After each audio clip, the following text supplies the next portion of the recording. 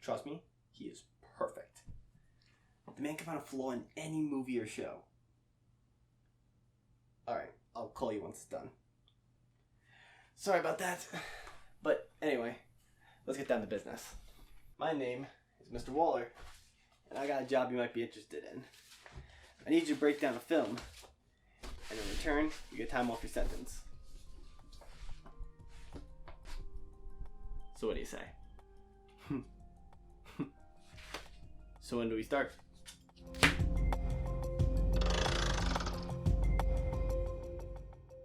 What's up YouTube, my name is Gio, and the citric acid cycle is a series of chemical reactions to release stored energy through the oxidation of acetyl coenzyme A, delivered from carbohydrates, fats, and proteins. According to my friend Eddie, it's a pretty complicated concept in biochem.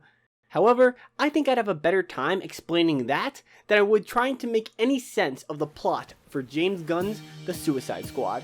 What are you talking about? Okay, that was a bit of an exaggeration, but trust me, it's not by much. Look, The Suicide Squad isn't bad. It's a fun movie with some of the most well-written and consistent characters I've seen in a while, and is probably the best movie in the DCEU. However, the film still has some major flaws that end up dragging down what is otherwise a very enjoyable experience. What flaws, you may ask? Well, sit back as I explain why James Gunn's The Suicide Squad is worse than you think. Also, if you end up enjoying the video, like, subscribe, comment, and turn on the notification bell, so you're always notified whenever I release new content, and it helps with algorithm stuff. Also, stay tuned till the end of the video for a special announcement. Anyway, for once, let's not beat around the bush here. Most of the problems with the Suicide Squad have to do with the plot. Many story beats in the movie either make no sense, or so convenient it's laughable. The thing is, the plot itself is fairly simple. Amanda Waller has sent the Suicide Squad, well, we consider that term degrading. Task Force X, to a mission in a country called Corto Maltese. After a political coup causes a change in leadership, Task Force X has to enter the country unseen and find a man known as the Thinker, so he can lead them to a secret lab containing a weapon called Project Starfish. At that point, the team has to destroy the lab, because with the new regime, the weapon may be used against America and its allies. That's it. The plot is actually pretty basic, and there's nothing wrong with that. The problem is that even with a simple plot, there are still many flaws within the script. In fact, the first action scene has a giant issue that makes it probably the most confusing scene in the movie. For context, at the start of the film we are introduced to the Suicide Squad, which consists of Savant, DDK, Captain Boomerang, Javelin, Mongal, Blackguard, Weasel, and Harley Quinn, all being led by Rick Flag. Now, if you are concerned about remembering all those characters, don't worry, most of them die within less than 15 minutes. Yeah, once everyone gets to the island's shore, it's revealed that Blackguard sold the team out to the Maltesian army, leading to everyone except for Harley and Flag getting killed. But we quickly find out that Waller has actually sent a second squad consisting of Bloodsport, Peacemaker, Ratcatcher 2, King Shark, and Polka-Dot Man to a different part of the island, and the other team is just brushed off as a way to distract the army. Now, the deployment of this second team is where the problem lies in the scene. It makes you question if Waller planned on this massacre to happen or not, and both sides of that answer make no sense when taking into account everything we know from the movie. Let's say that this double cross was a surprise to Waller, and the second squad was just a backup plan. Well then, why doesn't it seem like her or anyone at the command center are thrown off or confused once this happens? I can understand to an extent of Waller trying to be stone-faced if it wasn't part of the plan, but nobody seems to care that they just lost half of their assets. So that must mean Waller planned for this to happen and has filled in everyone. But that doesn't add up either, because if that's the case, why the hell did she put her second in command, Rick Flag, on the team? Especially if it was meant to be a Halo Reach Survive kind of mission. God, I really hope someone gets that reference. On top of that, it would mean that Waller told everyone at the command center about this, but not Flag, as he clearly wasn't in the know. Even if the argument is that Waller didn't trust Flag with the mission, it still wouldn't make sense, as later in the film when they end up finding where Flag was captured, Waller diverts the entire mission to save him. We just got to the damn title sequence and already the plot doesn't make a lick of sense. My best guess on why this scene was written like this is that James Gunn wanted to show that he wasn't afraid to kill off almost any character. But ideas like this are what causes many of the problems with the plot in this movie. Gunn wants to do something funny, often succeeds in it, and as a result ends up creating issues in the story. For example, once Waller finds Flag's location, she tells the team to change course in order to rescue him and kill his captors with no mercy.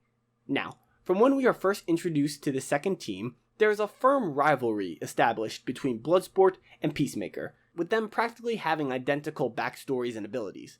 James Gunn wanted to show us this rivalry with these two assassins by having what I can best describe as a kill-off throughout the camp that has Flag captured. Now this scene was very entertaining, and ends with a pretty funny payoff that the people they just murdered were resistance fighters that actually saved Flag. However, it also makes no sense in its execution, because for some reason, no one is able to hear or see these guys coming. I mean, look at this. Did these three guys just wait for their turn to die without alerting anyone? Motherfuckers straight up respawned in the worst spot possible. And did no one hear the screams of terror or the fucking tower dropping? This is what I'm talking about. As a comedic scene, this works.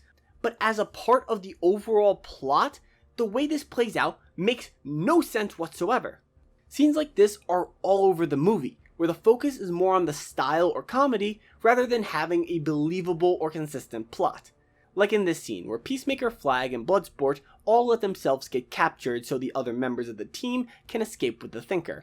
Ignoring the fact that this scene was just a way for our heroes to find out that Harley was captured, these three were able to knock out the guards watching them, uncuff themselves, and take one of the soldiers' weapons before either the driver or passenger noticed anything. Peacemaker then somehow shoots a perfect hole through the wall, kills the two soldiers, and after a short tumble, everyone escapes. Now, is this a fun 90s style action scene? Yes. Does it make a lick of sense? Fuck no.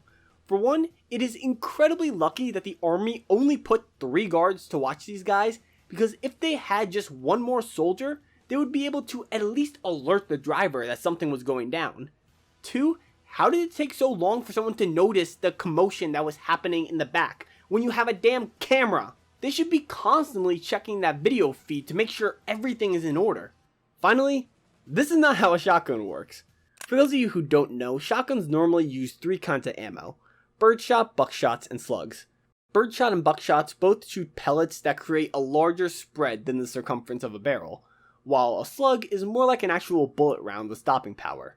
Here, however, the shotgun makes the spread of a buckshot, but the penetration of a slug, which to my knowledge does not exist and seems to only have been done as a way to give our team a chance to escape. It's fine though, because we got to have this fun shot. For argument's sake, let's compare this scene to a similar one from James Gunn's Guardians of the Galaxy. More specifically, the scene after Peter Quill and Gamora are taken by Peter's old crew of Ravagers. They are drastically outnumbered, and Yondu is about to kill Peter in order to prove to his crew that he isn't soft. This forces both our heroes to think on their feet in order to get out of the situation, and their decisions make sense when taking into account each of their characters. For example, Gamora doesn't know Yondu, so she thinks that telling him about Ronin's plan to destroy Xandar with the Power Stone would be enough to get him to join them. This obviously doesn't work, but Peter, who was raised by Yondu, knows exactly how to get him on their side. If you kill me now, you are saying goodbye to the biggest score you have ever seen. We got a ringer. She knows everything there is to know about Ronin. Hey, what do you say, Yondu, huh? Me and you taking down marks side by side like the old days. I don't know! This is an example of Peter using his wits to get out of a seemingly inescapable situation, and the scene ends with a pretty funny clip. If you don't hand over our companions now, he's gonna tear your ship a new one. A very big new one. I'm giving you to the count of 5. Rocket, it's me. For God's sakes, we figured it out. We're fine. Oh, hey, Quill, what's going on? Both of these scenes have our characters captured and needing to find a way to escape so they can continue their mission. But in the Suicide Squad, their escape is built off the luck that the Maltesian army would be stupid enough to only assign 3 guards to watch them and made up ammunition. While in Guardians of the Galaxy, Peter is put in a more difficult but still realistic situation. We would have been confused if instead of the entire crew, there was only 3 people preventing their escape. And this scene was able to not just keep the plot consistent, but also was able to have its moments of comedy. Pretty much, the scene was able to have its cake and eat it too. Now, while the Suicide Squad story is a logistical nightmare, most of the issues come from the sheer amount of plot armor given to some of our characters. James Gunn will kill anyone he wants, but until he does, those guys have the health bar of a Dark Souls boss. I mentioned in my Black Widow video that one way characters are given plot armor is by making the antagonists dumber than what they should be based on what we know about them. And boy are the villains in this movie stupid. Let's look at Corto Maltese's new government, who are so incompetent, I'd be surprised if they were able to seize control of a Walmart, let alone a whole country. I already talked about their stupidity of watching Bloodsport, Flag, and Peacemaker with only 3 guards, but if we rewind a bit right before our heroes get arrested, we get to witness even more stupidity. Basically, the Corto Maltesian army are looking for Task Force X, so they are going door by door to check for valid IDs. Once they get to the bar the squad is currently at, Bloodsport sends Ratcatcher 2 and Polka-Dot Man to bring the Thinker out through the back so they are not seen. Now, to give the army some credit, they did do the smart move in making sure that they had the back exit of the bar covered. The problem is that they sent 1 soldier to watch it, and the one person didn't even aim their gun at the escaping squad members. This scene can easily be fixed by having Ratcatcher 2 peek out through the back door, seeing multiple guards, and before she rushes in, uses the rats to incapacitate them. That's it! Yes, it's a small part, but guess what? The details matter. If you are making sure the little things make sense, chances are you will also make sure the same applies to the bigger scenes. But this movie's lack of precision is put on full display during Harley's escape. Throughout the entire first half of it, not a single soldier shoots at her, and some even just blindly run into her like she is playing round 15 of COD Zombies. At points, they even attack Harley with knives when they are standing in front of an arsenal of guns. This takes incompetence to a whole new level. And speaking of the clown queen of plot armor, Harley is goddamn invincible in this movie. It's abundantly clear James Gunn wasn't going to kill her off.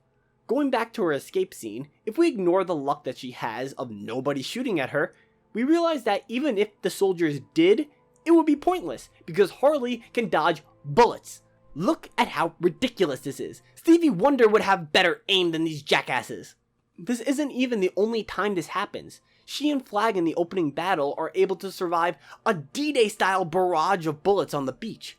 But you know what? At least Flag got injured. Harley barely had a scratch on her. I feel like some of the people who write these comic book movies forget that a few of these characters are just human. Like, look at this fall from Bloodsport. Yeah, here's how that should have gone. The plot armor is so prevalent in this film, the weather bends to our characters' will to help them out. Look at the stretch of land the team needs to cover in order to get to the lab. You would assume that they would have to either A, fight out in the open, or B, figure out a way to distract the guards, right? Well, you actually forgot option C, to where suddenly it rains blinding white with a touch of fog, so our characters can just walk up to the guards, and James Gunn can get the shot. The final battle with Starro isn't even safe from this plot armor. For context, Starro is Project Starfish, and after a botched demolition from the squad, Starro proceeds to attack the city Godzilla style. Now this creature has the ability to release mini Starros that can control other people by attaching to their face, in a hive mind kind of way. Once it escapes from the rubble, Starro releases a metric shit ton of these little bastards. Ratcatcher 2 then covers her face and tells the rest of the squad to do the same. They instead decide to just swat them away like they're bugs, and after that initial swarm, Starro never tries to take control of the team again, even after they start trying to kill him. And don't get me started on Ratcatcher 2's final attack, to where somehow in this city, in the middle of an island, has millions of rats within the vicinity to help take down the kaiju. No matter how you look at it, almost every main story beat in the Suicide Squad is broken and ends up dragging down the movie, from the rain scene to Harley's escape to the killing competition between Bloodsport and Peacemaker. These scenes focus on being fun and entertaining first, rather than making sense within the established world. Now, with all the shitting I have done on this movie, you're probably confused that I said this film isn't bad. Well, that's because while James Gunn seems to have trouble with the plot, fuck me, the guy can write some fantastic characters. With the exception of Harley Quinn, who once again has most of the plot armor in this movie, and personality is just being crazy, every other character is well written and consistent. I mean, look at Bloodsport and compare him to Deadshot from 2016's Suicide Squad. Both are well-trained assassins that join Task Force X for their daughters. But that's where the similarities end. Deadshot's character is just him being a good marksman. He has no significant development with the other members of the squad to justify him caring for them by the end of the movie. Hell, before we even get to the bar scene where we finally end up getting a little bit of development for our squad, Deadshot makes a choice to protect Harley at the risk of never seeing his daughter again, when it makes absolutely zero sense for his character to do so, as he barely knows her. Even his relationship with his daughter is very baseline. He's just a bad guy who wants to see his kid. And while there's nothing wrong with being simple, when you have Deadshot make a choice that could end up costing him being able to see her again, we need to not only have an actual connection with Harley, but also a deeper understanding of his relationship with his daughter. So when he makes this selfless decision, we know what he is giving up. In comparison, Bloodsport gets some amazing characterization. He has a more strained relationship with his daughter, but that comes from the fact that he believes it's safe for her to keep her distance from him, which stems from Bloodsport's bad relationship with his father. However, when it comes down to it, he will do anything to protect his daughter. We see this when he confronts Waller for threatening his kid if he doesn't join the team, and through his relationship he develops with Ratcatcher too. You remind me of my daughter. The reason I'm here. Don't you worry, eh? I'm gonna get you out of here alive. All Bloodsport's actions have proper setup and payoffs. So when he does things like join the squad and save Ratcatcher 2's life without hesitation twice, it makes sense with the character we have established for him. This kind of setup and payoff is essential for having good characters, and almost every character in the Suicide Squad has this. From Polka-Dot Man starting off down and depressed after his mother experimented on him, then finally speaking up towards the end and feeling like a superhero, to King Shark simply wanting friends and to be liked. So throughout the movie, he's constantly trying to get recognition and be loved by the other members of the squad. Even Ratcatcher 2, she's a character who is shown to see the best in people. And we get this from her befriending of King Shark, even though he tried to eat her, her understanding of Polka-Dot Man, and wanting to protect Bloodsport. Sorry it's so flamboyant. It looks cool, I think. If I die because I gambled on love, it will be a worthy death. As imperfect my father was, he loved me. I wish I could give that to you. Don't you worry, eh? I'm gonna get you out of here alive. I'm going to get you out of here alive. Her interactions with everyone is great, and the smaller moments where she does get upset make sense with her character, like when Bloodsport said that she had daddy issues. But by far, some of the best character writing can be seen in the fight between Rick Flag and Peacemaker. For context, it is revealed to Flag that the US government was responsible for Project Starfish and the experiments done by the Thinker. The squad was actually sent to destroy the lab in order to cover up America's involvement. Flag takes the hard drive with the lab records and wants to give it to the press, but he is stopped by Peacemaker, who has his own mission from Waller, that being to make sure that drive is destroyed. And just look at how this plays out. No one is saying what they did was right. They experimented on children! That information gets out, it causes an international incident. Keeping the peace is worth any price, including the life of a hero like yours, sir. So please, don't make me do this. Once the dust fades, it is clear to the audience what's about to happen. We got Rick Flag, someone who wants to do the right thing and has kept that morality throughout the movie by helping out the resistance even if it delays the mission, turning himself in with Bloodsport to give the others a chance to escape, and finally wanting justice for these people who have been tortured, even if it means going up against the government he has been fighting for. Then we got Peacemaker, someone who up to this point the audience didn't know if his talk about what he would do for peace was an act or not. I cherish peace with all my heart. I don't care how many men, women, and children I need to kill to get it. Keeping the peace is worth any price. But if this whole beach was completely covered in dicks, and somebody said I'd eat every dick until the beach was clean for liberty, I would say no problemo. Now we know that he is dead serious. Even if he doesn't want to kill Flag, he has such a deep-seated belief in his ideals, he's not going to budge if it means potentially keeping the peace. So, here we are. We have two characters who are so strong in their belief, they will not give in for a second and know that neither will the other. Unfortunately, this means this fight really only had one possible outcome.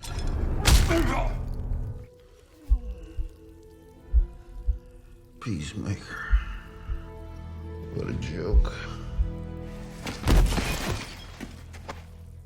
This is what saved the film. Great dialogue, motivations, and proper setup and payoffs for these characters is what made this movie so enjoyable to watch, and truly saved the Suicide Squad from being just another crap DCEU movie. Oftentimes when talking about comic book movies, we see people hyper-focus on characters, while the plot ends up taking a back seat. But when analyzing a film's writing, you have to take into account both variables. While James Gunn did some amazing character work in this movie, the broken plot is what ends up holding it back. If it was competent, it would have been a spectacular comic book movie. But as it is, it's still good, just not as good as what it could have been. I think the reason why the Guardians movie's plot was so well written was because James Gunn had two other lead writers to bounce his story ideas off of, and can make sure that the plot stays consistent. So when he was the sole head writer for this movie, there was no one to push back on several flaws in his story, leading to a plot that was more broken than day one Cyberpunk. So, is the movie great? No. Is it bad? Also no. Is Milton objectively the best character? Is the film entertaining? Fuck yeah. But hopefully some of you realize now that James Gunn's Suicide Squad is worse than you think. Anyway, I do hope you guys enjoyed the video. Let me know in the comment section down below. What do you guys think of the Suicide Squad? Did you like it? Did you not? Did you notice all the plot issues that it has? Just let me know down there. And before we get any deeper into this outro, we did it. This week, I've just been ecstatic. We have hit 10,000 subscribers. Like, that is... I say this all the time, that it's insane, because it is literally insane that I can't comprehend it half the time when I think about it. Like, you guys are honestly awesome. You're changing my life every day. And we hit 10K so much faster than I thought we would. So, hey, screw it. By the end of the year, let's see if we can get 25K. Let's see if we can get a quarter of 100,000 subscribers. Let's see if we can do it. That'd be awesome. That'd be really awesome. Also, in my last video, I forgot to tag the artist Pinnacle Snout, the guy who did the fan art of me. I forgot to put up the tag for their Instagram. So here's the tag. It's also going to be in the description. Check them out. Good artist. Really good artist. But yeah, this video is now done. And y'all know what's next. Superman and Lois. That video is the next video on the chopping block. Can't wait to make it. And then after that, The Flash Season 7. It's getting closer. It is getting closer. And boy, that's going to be a long video. But that's the basic stuff that's been happening. You all should know that. But if you check in the description, we now have a Discord. It is very bare bones right now, but we got ourselves a Discord. It's called The Barracks, and I'll be constantly working on it throughout the week. And yeah, it's going to be a place where we could all go discuss certain movies and TV shows. And I'm going to try and add as many different kinds of rooms and roles that I can, just to make it fun. I've never made a Discord server before, so let's see how it is. But if you check in the description, you'll have access to it. It's going to be very bare bones at the start, but as the community grows and as we grow, we'll add on to it. Also, on Wednesday, I will be releasing a Patreon, so if you guys want to support me in that kind of way, I'm going to have special awards for those people. And yeah, just not ready yet, and I don't want to put it out until it's ready. And it should by Wednesday. So Wednesday I'll put up a community post, and by then there will be a link in the description of this video to go to it and support me if you want. It's all up to you guys. And honestly, you don't have to, because you guys are insane. Like, we're now coming towards the end, and I just need to say this. Like, you guys genuinely, like, are changing my life every day. Like, I never thought in a million years that we'd be able to get to 10K. No, screw that. I knew we could do that. I knew 100% we could do that. It's shocking. It really is. It's shocking when you see that number get to that, get that high. And yeah, I just want to thank you guys. You guys have been insane, and just, let's keep growing. Let's keep growing. But yeah, I hope you guys enjoyed the video. If you guys like any new channel, hit that like and the subscribe button. Also, think the channel's potential, hit the same buttons. Anyway, my name is G.I.Gio, and I will talk to you all later. Peace. I have to do a quiet clap. It is fucking 2:30 in the morning. I am tired. I need to get this video out. Peace.